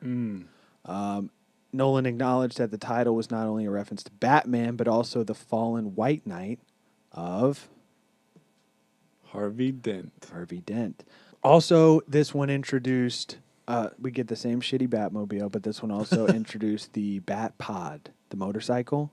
Badass. We thought this was badass, right? It was all right. It was all right. Okay. Did you know that was a real like working thing that you could ride, and there was only one guy that could ride it because it was so hard to ride and so unbalanced. And he said, Because that fucking one wheel. "Yeah, and you have to like steer with your arms while you're laying flat." He said that the only stunt guy that could ride it said he had to like completely unlearn how to ride a motorcycle to be able to manage riding it. And Christian Bale even like wanted to ride it for scenes, but they're like, dude, no, like it's way too unsafe. Don't shut me up, Bruce. Yeah, just imagine his freak out rants on this one. Our boy Roger Ebert, he noted that throughout the film, the Joker devises ingenious situations to force Batman, Commissioner Gordon, and District Attorney Harvey Dent to make impossible ethical decisions. By the end, the whole moral foundation of the Batman legend, is threatened. This, again, gets back to one of our philosophical questions. You know, this one is all about, like, choices, the morality of the choices you make, because I can't remember the philosopher that Nolan like based a lot of these ideas on in the film, but it's like the idea is that so the idea of like revenge is cyclical in human nature. It's like chicken or the egg. Sure. I mean, look at religion, war that's been in humanity as long as humans have been alive. Yep. And it's a cycle. It's gonna keep going on until we're wiped out, right? Mm-hmm.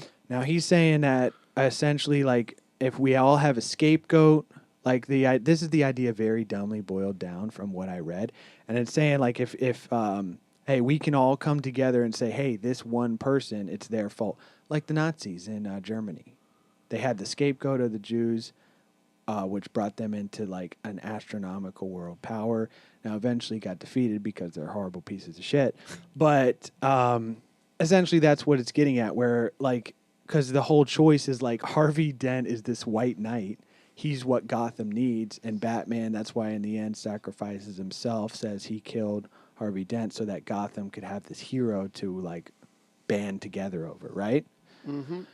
Now, one of the thought experiments in regards to choices is the prisoner's dilemma. Have we heard this one? Ringing a bell. Yeah. Ringing a bell. Although not as much, I guess, of a thought experiment. The first one, the prisoner's dilemma, is like, so two guys get arrested. They're in separate interrogation rooms. The cops say, hey, if you give him up, we'll let you go free. He gets 10 years. They say that to both of them. If both of you remain silent, he gets 6 months each. Oh. So the whole dilemma is like, who's going to tell first? Like, he wouldn't know if you told, you wouldn't know if he told. But if you both keep quiet, What you're supposed to do. hey, I don't want no freaking rats on a team, man. never rat on your friends and always keep your mouth shut. But that's the dilemma that this is the, remember when the fairies and the Joker gives him the detonators and he's like, hey, if you blow up the prisoners could blow up you. Both of you are getting blown up at midnight. And what happens? The freaking fairy blows up. No. None of them push the button Yeah. because they're both Batman's saying, hey, look, not everybody's as fucking horrible as you deep down. Now, I think immediately what would happen in real life is the Joker would say the rules and then both ships would fucking blow up, right? I think you'd wait a little bit. Really? So you Yeah, think... because if you do that and then just blow them both up, then no one had a chance to think. That's what I'm anything through. getting at. Like, humans are so shitty at their core that both of them that have the detonators are just not going to fucking everyone is, immediately push it. Well, that's the dilemma. Okay. That's what it's basically proving in the movie. He's saying, hey, look, we have a good side to us. It's there. These are the choices we make. And ultimately was his idea to make Harvey Dent a scapegoat. Was that a good choice? I think so. Built on a lie, you think? Well, in the third film, we'll see.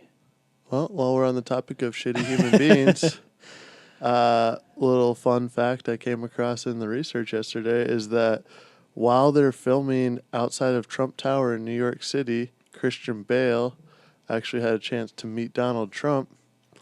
Donald Trump actually thought that he was Bruce Wayne. Bruce, said, nice to meet you. Bruce, why don't you come up to my office? We'll have a little coffee. How's Wayne Enterprises going for you, Bruce? Talk business. Yeah. You're a Playboy millionaire. I'm a Playboy millionaire. And he thought that Donald Trump was fucking with him. So he just kept going on with it, like making up stories. And he never once was like, oh, what's up, Christian Bale? I think that Donald Trump legitimately thinks that Batman's real. He is. He's going to go on. And when the nation needs him. He's going to go on fucking news one day and be like, yeah, I've met Bruce Wayne. He's actually a great person. Now, my whole thing was maybe Donald Trump knows a lot about acting, and he's just doing extreme method acting with Christian Bale. Keeping him in character. He's keeping him in character the full time, doesn't want to break his character. But, that's a hilarious story from the filming of this one. Also, now, what do we think about this? Because I'm thinking. So, obviously, like, the original I'm thinking. Batmans, like the Tim Burton ones, they're fucking badass, but at the same time, they're, like, very low budget. And not low, but not like this one. Like, from here, this is, like, the point of no return. Because once you have these Nolan Batmans, you cannot make another Tim Burton Batman, Tim Burton superhero movies. I mean, look now. DC is trying to do these huge, big budget movies. Marvel, all their movies are like giant budgets, giant special effects. Like, if a movie came out that was like lower budget, people would be like, "Oh, this is fucking shitty." So you don't get those like, I don't know. Like, what do you guys think about that? Do you think it's better? Like, this one guy was saying, like, Dark Knight was the first of the superhero films to just take itself way too seriously. And now everything follows in suit. It's cool because obviously, like, the movies that we're just talking about are fucking badass. But, I mean, I think that for its time, those Tim Burton movies were pretty epic as well. Okay. Yeah, I think the dominoes have been knocked over. Like you said, you're all in now. Yeah. If you're going to do a superhero movie. It's got to be fucking... balls to the walls. Yeah, you can't do this bullshit Batman, Superman. Well, that had a huge budget. Yeah, and it fucking flopped like a fucking fish. Yeah, we'll get into that. Fish out of water.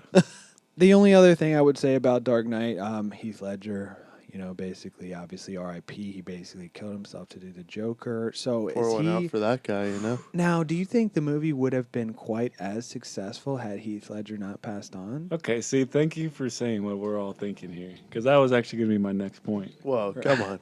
No, Come I on. think it still would have been a great movie, but I think that that played a lot into the hype of that movie, Yeah, right? especially with the female audience. That's the reason I got to go see that movie. Okay. Wow. Yeah. So really, we have Heath Ledger to thank for getting some of the ladies into the comic book game. Wow, you guys are unbelievable. But nonetheless, pour one out. Great Yep, performance. Now, 2012, we get the fucking conclusion in The Dark Knight Rises. Now, see, this was one of my favorites. Oh, yeah, this is my favorite. I mean, Dark Knight is great. Dark Knight Rises is still my favorite, though. Budget of $250 million, pulled in a little more than the last one with $1.8 billion. I think this one was more hyped, right? Kind of building off the last one. Sure. And remember they leaked like the first 5 minutes? Yeah. I remember watching that, countless times. And then driving to see it at the midnight premiere with my boss at the time, who was wearing a movie-quality Batman mask, driving a black Dodge Challenger. And I was so drunk that I get to the movie, see the title, the first 5 minutes we had already seen, boom, credits. Like, I blacked out because we were so stoked to see this. Had to go see it again the next day. Badass nonetheless. See, maybe this was my favorite one again because I remember seeing it in theaters with my dad. Maybe Batman just has that special place in my heart. It does. Now, I think it's badass. I think Bane is fucking obviously one of the most badass villains he's fought. He fucking breaks his back just like in the comics. Fucking badass. Blows up Heinz Field. Yep. Great guy. Yeah. So Bane is secretly from Philadelphia? Is that what you're implying? Maybe. Now, He came from the darkness. I was just going to say, I don't like the way they portrayed Bane as much as I did.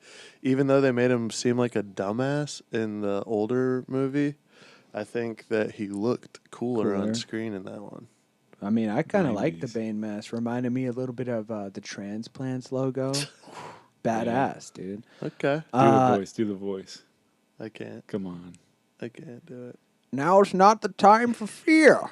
Yes. Now, the philosophy in this one is obviously, so Bane gets the info that, hey, Harvey Dent, the White Knight, the scapegoat, was all built on a lie. We can't live at peace anymore. He removes the cops from the situation, and the city erupts into chaos. Now, And here we go. the whole philosophy on this one is like the social contract. So obviously in the days of yore, the days of old, way, way back before society was around, there was nothing to stop me from saying, hey, you've got some berries that I want. I'm going to bash your head in with a rock and take them. And nothing would happen. Right. Survival of the fittest. Everybody's fighting everybody. And then somewhere along the lines, it's very fuzzy as to when, this social structure was built to where we all sign a social contract to say, hey, I'm not going to bash your brains in if you don't bash my brains in and take my stuff. Now, Bane is saying that deep down, we all long to be back to the days of yore where we could just do whatever we want. He takes everything out of the equation, lets the prisoners loose, and boom, this is what happens. And he upholds that. Now, another interesting thing I thought about this one was like is really big on the idea of like class, which I always think is like very interesting. I wrote my senior thesis on like the class system. Because what happens immediately? All the poor drug addicts go to the rich end of Gotham and rip the people from their houses, and everybody's just like living in anarchy, right? Do we think that this would really happen? Is the social contract even worth it? No. Just straight up. No. It was quick. You didn't have to think as much as the train car. I think that would 100% happen in real life. Yeah. If we remove like the structures of society from the equation, everybody's back to the days of yore. Oh, look what happens every time there's a national emergency. Freaking looting, rioting, You're right. You're That happens when the absolutely right. Lakers win a championship too. or the Canucks lose. That's ingrained in. That's human nature. Now, did you know what was heavily influenced? What heavily influenced this film? Commissioner Gordon's eulogy. You remember that? Mm-hmm. Mm-hmm. It's a far, far better thing that I do. Pour one out for the bat. Do you guys remember that? It's all coming back. From Tale of Two Cities. Classic. I mean, do we remember the plot of that book? What happens? The guy is switched for the other guy's sake and he gets beheaded. It's kind of like Man in the Iron Mask. A little bit. And it's also Leo. kind of like Batman, The Dark Knight Rises. He explodes the bomb for the sake of the city. He martyrs himself for the city. Now, what are we thinking about that end scene? Is Batman dead? I think yes. A lot of people think no. Maybe he's just hiding in France. Because what does Alfred say? He says, I would go on holiday and I would imagine that I saw you sitting there with a wife and kids. We wouldn't say anything. We would just see, and I would know that you're doing good. And in the end, I think it's just an extension of Alfred's fantasy. I think he's just dreaming that, I'm going to agree with you on that one. Really? Even though they say, Lucius Fox says, oh, Bruce Wayne fixed the autopilot. Right? Morgan Freeman right there. Yeah. I'm still thinking, though, just realistically, I think he died, and I think it's better that he did die, right? Because now we got a young Joseph Gordon-Levitt to take up the mantle. Yep. That's what I was just going to say. Robin taking over. Yep, Robin. See? Every dog gets its day. Now, Shout out Heinz Ward. I will say that this one, again, spawned some tragedy with the mass shooting. Do we remember this? In Aurora. I mean, these Nolan films are crazy. We got Heath Ledger in the one, and now, then wasn't his because of the other movie too? what? The last one that he got credit for is supposed to be like super trippy. I think that's what they said. A combination between trying to get ready for the Joker and this other movie, like, just totally fucked his mind. Oh, the guy that did the shooting? No, I'm talking Heath Ledger. Well, he was also Oh. popping a lot of pills and banging the Olsen twins. Yeah, I so think you it throw was. that into Yeah, I the think mix. it was just Hey, good lifestyle for because him. his health was declining apparently, and he was like He's going out with a using bang. a lot of drugs. But Literally. apparently, that there was a lot of factors with old Heath. But then the mass shooting, obviously, fucking horrible, Oh, terrible. yeah. This guy. Now I was reading about this guy, very interesting case, and like insanity pleas. Like, you know how this guy pleaded insanity? What did you Yeah. see? His hair? That man was insane. Well, yeah, he used to. They wrote that he, as a kid, was afraid of nail ghosts that would pound on his walls, and he saw black shadows out of the corner of his eyes that would fight each other with firearms. Please. Please. Now, but nonetheless, he did not get the insanity. He got fucking 120 life sentences or something like that. No possibility of parole. Which is rightfully so, but he's still getting some sort of mental help because the guy is clearly off his rocker. But just fucking crazy that it happens. And again, just like we talked about with the Joker, I think this added to the lore of the movie, as kind of fucked up as that is. I mean, I remember hearing about it after, and this even for me. I mean, I don't know about you guys, but now when I go to a movie, I fucking think about this shit. I don't always, but sometimes in the back of my head, it's still there. I'm like, man. I mean, do you guys ever consciously change where you sit, or are hey, you're on the lookout? I always sit in the same spot. Okay. I'm going to be real. You I two- go to the middle row and try and sit in the very middle. Okay. Or I go all the way to the back and try and sit in the middle. I feel like you two are the only people who I know that regularly go to the movies still. I feel like it's a dying in, No one goes in anymore. The last couple times I've gone, there's like a handful. I can mean, tell you a lot, and outside especially of with Star Wars and Marvel. $5 movies, dude. When I Tuesday saw- nights. Come on. when I saw the second Ant-Man, it was literally me, the girl that I took, and maybe 4 or 5 people. Yeah, What that's because you fucking saw the- the second Ant-Man. It's still a Marvel film. What theater did you go to? It's automatically on Netflix, dude.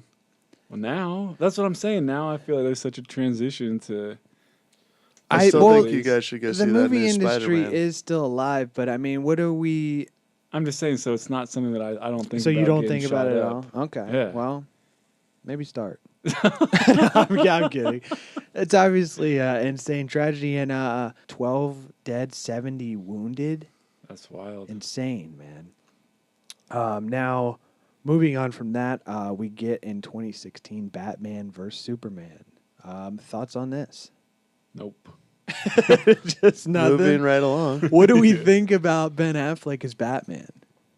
Well, I Also- didn't get a he- chance to watch that one. Because he's so- also brief cameo in Suicide Squad, and then he's also in Justice League. not as bad as George Clooney. Yeah, I watched this one, and I'm thinking, You actually watched? yeah, I did watch. It's just long, and like, there's no point. They're gonna make a superhero Well, movie they really about fucked you up by for- adding Superman. Like, into it's the damn mix. near 3 hours long. It could have been cool. I mean, Zack Snyder has done some good stuff. I liked Watchmen, and I think his cinematography is good, but a lot of it is just like problems with the story in general. Now, my thoughts, and I believe we've talked about this on another episode, were like DC's trying to jump the gun with their extended universe. Like, this was essentially their... Well, they're trying to keep up with Marvel. I man. know. That's what I'm saying is the problem. This was essentially their Civil War.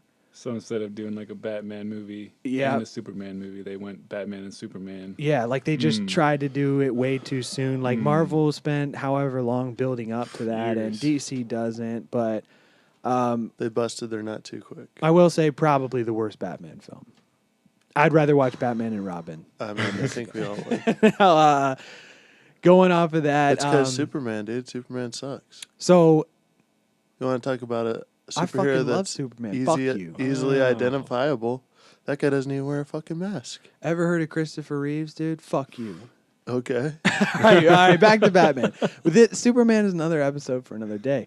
2019, we're getting the first of these Joker origins. Now, what is our thoughts on this? Have you guys seen the trailer? No, every trailer I saw was actually bullshit. Is it worth a watch at all, do you think? Do you even care to see the Joker's origin? I mean, I think it could be cool if it's done right, but what I've seen so far just looks like stupid to me. Okay.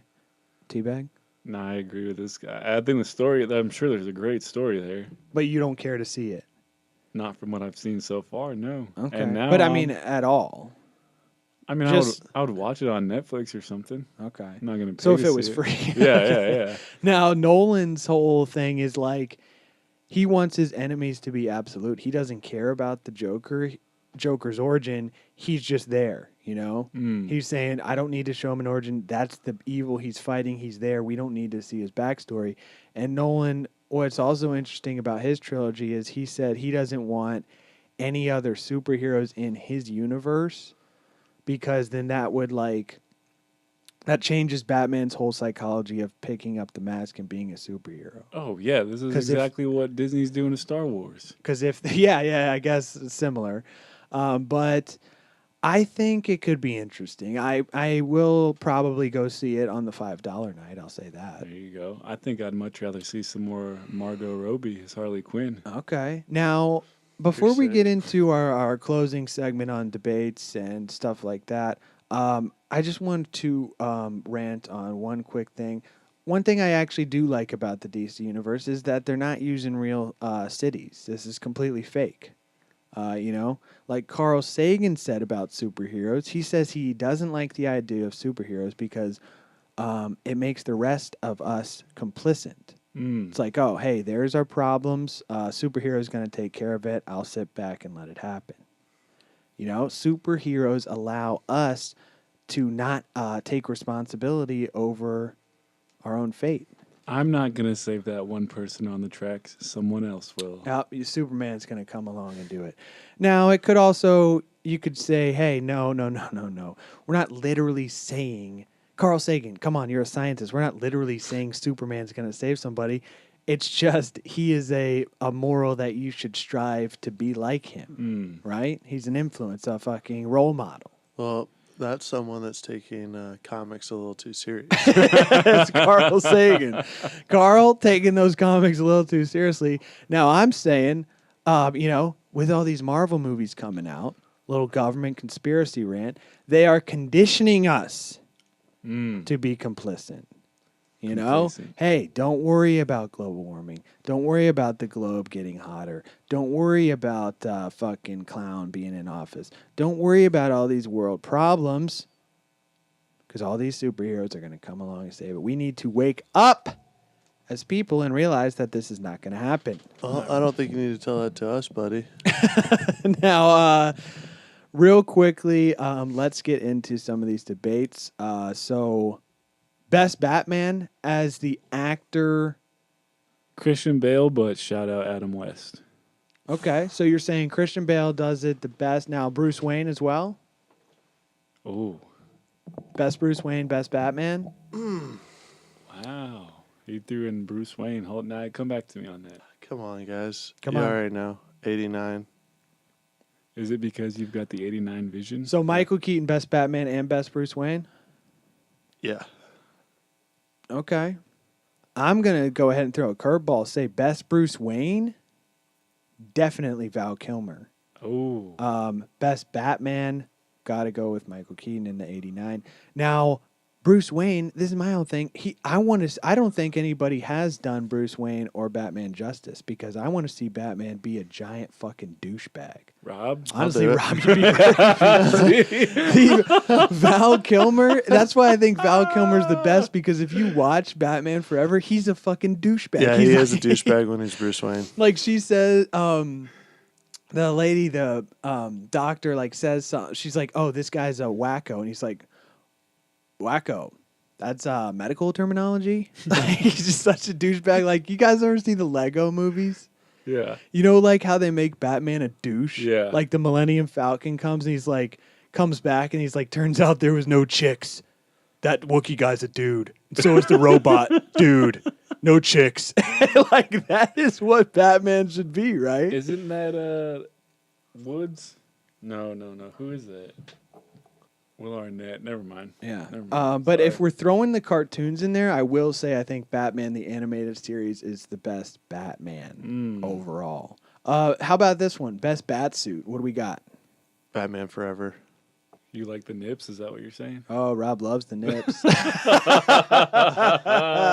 I just think I would say the 89, but the rubber of the mask I feel like fits weird onto the suit and the cape. Yeah. So it's more streamlined in the Forever. And I mean, we can throw the cartoons in here too. Batman Beyond, animated, Batman the Animated Series. I mean, what are you thinking, Adam? Best bat suit? Give that to the old Aquabats. That's the best bat suit is the tights. Now I'm It's saying all muscles there, baby. I'm saying 89 classic because the yellow logo. I do like that. It's gold on Forever, though. Well, that's your opinion. Or I'm saying Batman Beyond. You know why? Because he's got a full mask on, which I think is badass. We haven't seen that before. Best Batmobile. What do we got? What are you guys thinking? 89, dude. Come on. This is all he's going to say the whole time.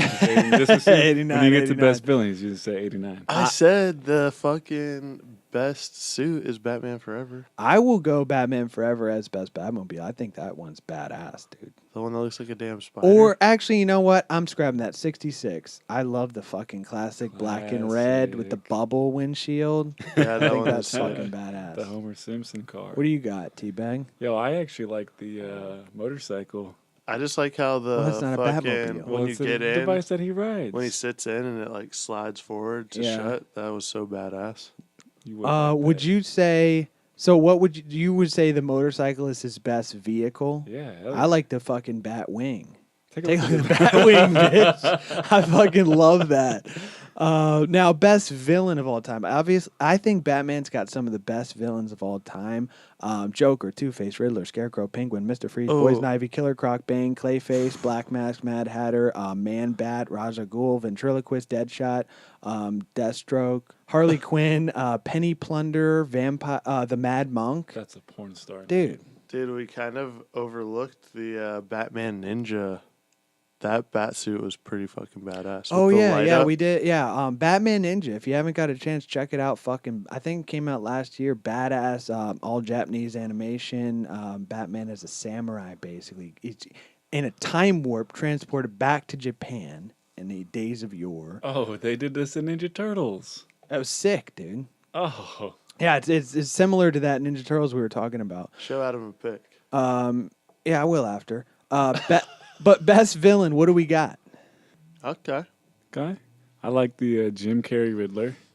Okay, yeah, One of my favorites. great one. Also loved Bane in Dark Knight Rises. And a villain that I want to see, or that I'd like to make a movie with, Margot Robbie's Harley Quinn. Okay, well, we've seen her. Yeah, but In I want to Suicide be in Squad. the movie with her. Okay, It's an adult film. so a this different is your kind of movie. fantasy you're projecting on us. Yes. For me, my favorite villain, Killer Croc. And Nice. I'd love to see a fucking good. I think the version in Suicide was fucking dumb in Suicide Squad. I'd love to see him do it real justice with a sick Killer Croc. I'm saying top two, Killer Croc, Bane, and I'm throwing in Mad Monk in there because that one's fucking badass. I think the Joker, both the animated version and Ooh, that is a good one. a tie between Heath Ledger / Jack Nicholson. Because he's Really, a Joker. dude, I am gonna say I like Jack Nicholson's dude. I think Heath Ledger played him better, but I like Jack Nicholson, like the purple suit and the fucking Crazy over the smile. top makeup. Yeah. Also, shout out to my boy Arnold doing Mr. Freeze. Yep. And I think, correct me if I'm wrong, but has it been done in a movie, Deathstroke? I think that would be badass to see. So he was in the end of Justice League, I believe. So I think they're going to do a. I always thought he was cool animated, so I feel like that would be cool to see. Oh yeah, dude, he's Live like action. he's one of my favorite villains of all time. Try of Deathstroke. all time. Try of all time. No, yeah. How about of all time? He's fucking badass. I want to see the solo movie with him. Yeah, I think it was Justice League in the end of. I remember him. No one wants to see the Man Bat, huh? I said I was done buying figures, but I think I might get the Deathstroke figure that That is dropped. badass. Yeah, Man Bat. I just threw that in there because that's just like how unoriginal. We need a villain quick. Like this is a weekly issue. Man Bat. Someone's reading the comic book backwards. Man Bat. Looks like the Mothman. Now, what do we say about, the legacy of Batman? Obviously, like we said up top, one of the biggest fucking superheroes of all time. I'm surprised it took us this long to do an episode on the fucking man. And now we're talking about fucking. Yeah. Again, the measure of any successful film is a successful porn parody spinoff. Now, they've done a couple. Look them up. They're pretty funny. Also, I will say, going back to the homosexual thing, they've done a lot of gay pornos with Batman. Really? Yes. Adam's favorite is the ones that include Harley Quinn. Dude, I'm telling you, Batman. Oh, they do have one with Harley Quinn and Riley Reid plays Best her. believe me. Right? He's Now- already seen it, dude. Come on. Oh, they also did a great one that was Batman vs Superman one. But Jesus Christ. well, no, it wasn't gay. They double team Wonder Woman in the end. But it's just like the villains banging. But one of the fucking most classic superheroes. I mean, that's what I gotta say. Big part of my childhood. All the toys, fucking badass. The animated series, staple, a fucking pillar in my childhood. Batman forever. 21. Apparently, Deadline broke the news that the next Batman movie, The Batman, set to hit theaters June 25th of 2021. Matt Reeves, who also did Planet of the Apes, Dawn of Planet of the Apes, Let Me In, and Cloverfield, is going to write and direct the new Batman film. And it has been made clear that Ben Affleck will not be in the new flick, as this one is said to revolve around a younger Bruce Wayne. Now, I think it'd be badass if they did a fucking Batman Beyond film. Oh, that That'd be could be sick. tight. Yeah. Or, if they let Nolan do one more where your boy takes over. But I think he's getting too old for that now. Yeah, I think also, Nolan did what he wanted. Now he's out of there. DC's trying to do their own universe, so I don't think they would bring him in. Okay. And interesting note, before Rob closes this one out, an OG copy of issue number 27 of Detective Comics recently sold for $1 a billion. cool $1 million. So, if you ever see one of those, be sure to pick that up. Crazy for that one.